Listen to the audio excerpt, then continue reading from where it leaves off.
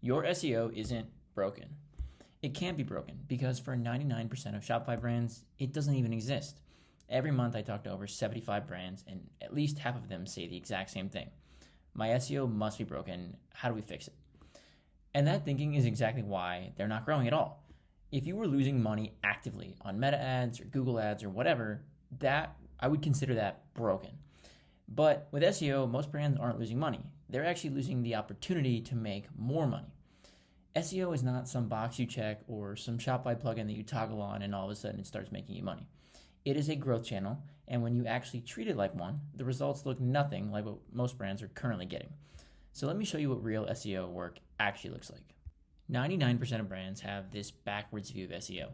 I speak to 75 brands each month, 25 in my agency, 50 plus otherwise in my consulting, in sales calls, and in my work with Data Mentor where I consult with brands all the time. All of them, nearly all of them, think the exact same thing. It's broken. How can we fix it? This is what I like to call unprofitable behavior, which is not a term I coined. It's from Daniel Fazio.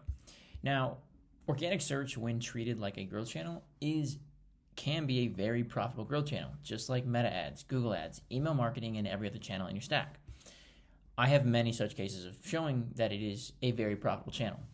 We made $110K for a brand with ChatGPT. I just put this case study out like 2 weeks ago.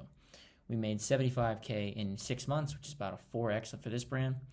We sold $50,000 hot tubs with Shopify SEO. This is also like a 5 or 6X ROI. We made $17K in 30 days with SEO. This is like a 6X ROI based on our fees. And this one made $38K in a month, which is a 170% increase. And based on the quick math, probably like around a 9-10X ROI. So this is a profitable growth channel if you actually treat it like one. All of these brands we work with, SEO was treated like a proper growth channel, not some box you check. My assumption is you've just never done it. Now, as I mentioned in my intro, if you were actively losing money on Meta or Google ads or whatever, your attribution was inaccurate, you could probably accurately say that those things are broken. I've actually heard brands say that. They're not making any money in Google ads, yet they're spending through the nose, or their attribution's broken, they don't know how to fix it. Those things happen. But if you've never actually done SEO, you're not losing money. I would say you are losing out on the opportunity to make more money. It's not a box you check. You wouldn't set up Meta or Google ads a single time and then just assume it'll work. You should not expect the same from SEO. If I was running an agency and my SEO and all I had to do was set up a brand one time, I would have to acquire a lot of clients because otherwise I would have a single month of work and then I'd be done forever. Obviously not how it works. A lot of 6 to 8 figure brands, I think, have a fundamental misunderstanding of what SEO can actually do for their business. It could be a naming issue. Search engine optimization is not probably as sexy as Meta ads or Google ads, right? Ads has a famous, not famous, but it has the connotation that you're going to make money the more you put in, right? Optimization kind of sounds like a box you check. I don't have a better name for it, but potentially that could be part of the issue. I think it's viewed to them like accounting or HR. It's something that costs money. They probably know they need it at some point, depending on the size of their business, but it doesn't really make any sense now, or maybe isn't even necessary over the long term. So it's kind of just like a cost for them. Most common themes I see more specifically about, besides just viewing it as a cost. They haven't optimized any pages, they haven't ever built any backlinks, and they think magically doing technical SEO will help them rank number one. This is the most common one I get when I hop on consulting calls or I get on calls like with Data Mentor brands. They're like, we probably have hundreds of issues. We don't know what to do. Like, where should we start? And more often than not, like, unless you've just been doing gross website like hygiene, your site's probably not broken. Could it be improved? Sure, but it's probably not broken. If it was broken, you wouldn't be making any money. Simple as that. Other cases, brand has tried PR backlinks, spent $4,000, $5,000, $6,000 on links, never optimized a single page or audited the technical components of their site. They spent, $4, $5, $6K over 2 or 3 months. So that's like over $10,000, maybe $20,000 on the higher end. They're like, yeah, well, it didn't work. Well, no shit. You didn't actually do all of SEO. You just did a single part of it. They tried writing blogs, a famously pretty successful tactic for growing organic traffic up until about 2022, early 2023.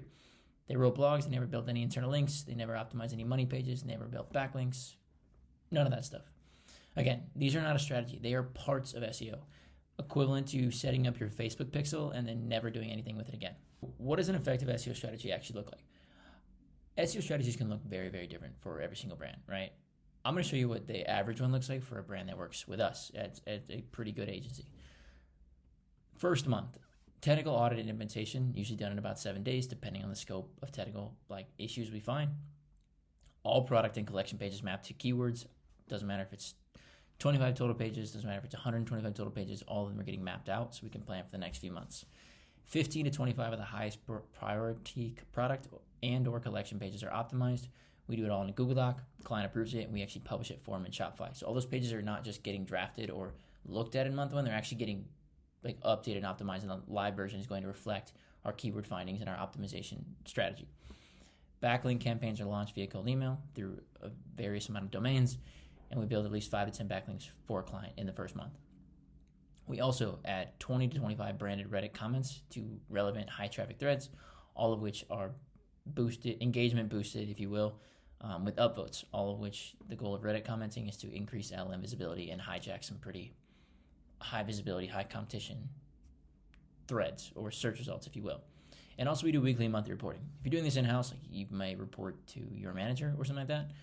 Reporting is not really something, I would consider it part of SEO, but it's not like you're doing SEO, you're just reporting on it. But again, something we do in the first month.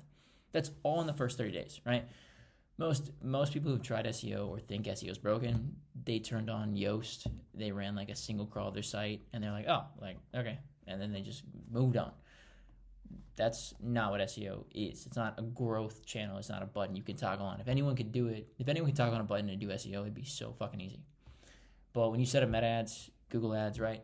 You build and optimize landing pages. For Meta, you launch new creative. You're doing that every single month with your creative flywheel and landing page testing. SEO, if you're not doing things like that every month, you're simply not going to win, and everyone is going to beat you, which is why, if you're watching this video, you're probably currently not ranking as high as you should be. Again, that's all stuff we do in the first 30 days. Every 30 days thereafter, we're doing something similar at a similar or maybe even higher volume. Depending on the strategy, size of the site, how many pages we determine we need to create, content gaps, things of that nature, a regular month ongoing. Ongoing monitoring of issues in Search Console, weekly crawls of the site, fixes made on an as-needed basis by our developer, 15 to 25 pages more built and optimized, 4 to 5 middle-of-funnel blogs, 5 to 10 more backlinks, 20 to 25 more Reddit comments to win AI reviews and increase AI visibility.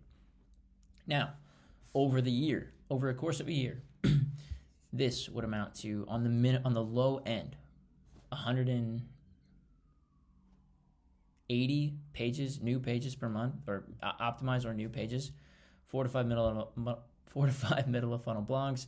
So it'd be 48 to 60 new piece of content, updated a new piece of content. On the low end, 60. On the high end, 120 backlinks over a year.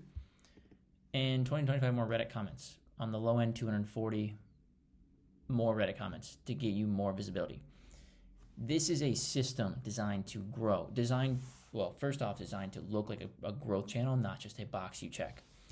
If you are not doing this volume of work or some comparable amount to it, whether it's a little bit lower or a little bit higher or even a lot fucking higher, SEO is going to be non-existent for you and it's not going to be profitable. I wouldn't even say you can say you've done SEO unless you are doing a volume like this. Again, it's not going to be broken if it doesn't exist.